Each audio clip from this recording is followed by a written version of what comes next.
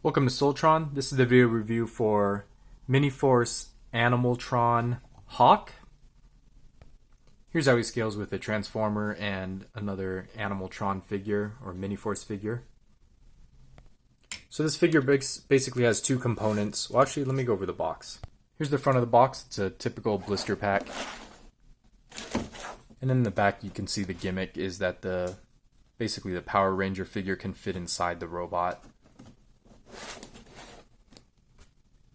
So basically you get this little Power Ranger figure and he's got a swiveling head and then a little bit of outward motion on the shoulder and then a pivot elbow that goes 90 degrees and then ball joint, so this swivels all the way around, and then a fair amount of outward kick and then forward kick, back kick, and then about 90 degree in the knee too. And that's all his articulation. So pretty basic action figure articulation, but he looks pretty cool.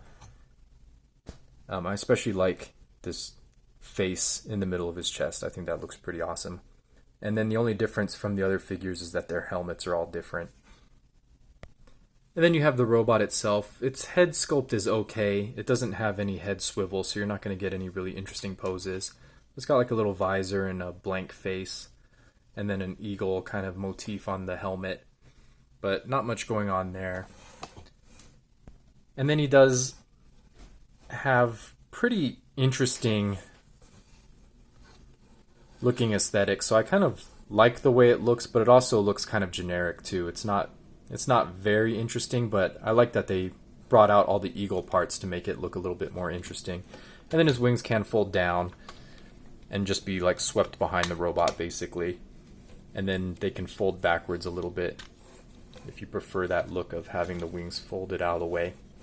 And then he does come with this accessory, which I don't know if it's supposed to be a bow or like a dual-bladed weapon.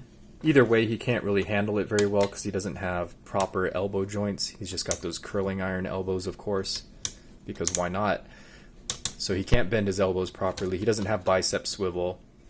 He does have finger articulation, but that's not very useful. And then he does have outward here, and then he's got shoulder rotation too, but you're not going to get any very useful poses out of this guy, especially since he can't even turn his head to look at what he's aiming at. And then the hips, they do have a full outward kick, so complete 90 degrees there, and then a pretty full forward kick as well, 90 degrees, and then the back is going to be hampered by this skirt, but you can fold that up so you can get a good backward kick. And then the knee bend is almost 90 degrees, so not too bad. And then you get a little calf swivel here, which can be pretty good for posing. And then you also get some ankle pivots, which are very nice. So the leg articulation isn't too bad, except for you don't have a dedicated thigh swivel, but you can get some decent looking poses out of him, and he's got a fairly good footprint for posing. But because the arms are kind of stiff and weird and the head doesn't rotate, you're not going to get a really good action pose out of this guy. And then of course the big gimmick on this figure is that this little suited figure can ride the mech basically. He gets inside here. So you're going to put him in here and his feet are going to line up with the thighs of the robot. And then you're going to just scrunch up his arms here. And then you have to have him lean backwards. You open the visor on the helmet, and that will let you insert the head into the mecha head. And then you kind of close it up and just kind of mash everything together. I'll probably have to do this off camera. And there he is with the figure inside. He looks pretty much exactly the same. You can kind of make out the helmet detail. So I like that his helmet does line up with the visor pretty well.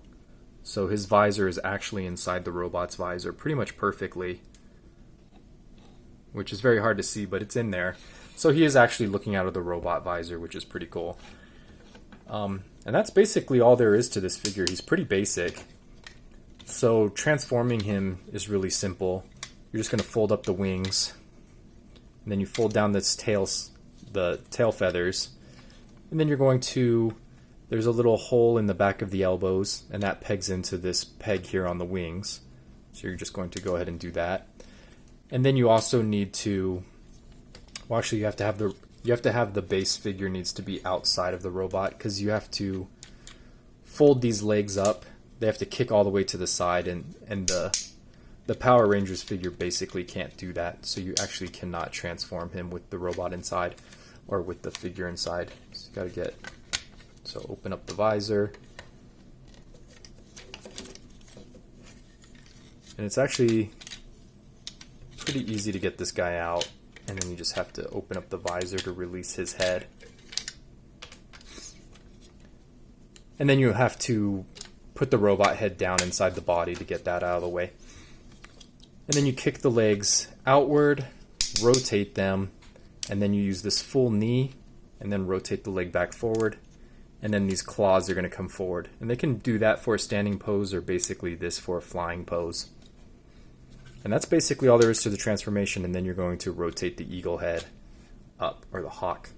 So you do that same thing to the other side, and you basically have something that looks like this. So he doesn't look very good from underneath, but up top he doesn't look too bad if this was a flying pose. Otherwise you can have the talons go down, and then you can flatten out the feet like this. Oh, and I forgot to put on his tail feathers. So these are just going to fold up like this. And then these two holes are going to peg in to this tail section back here.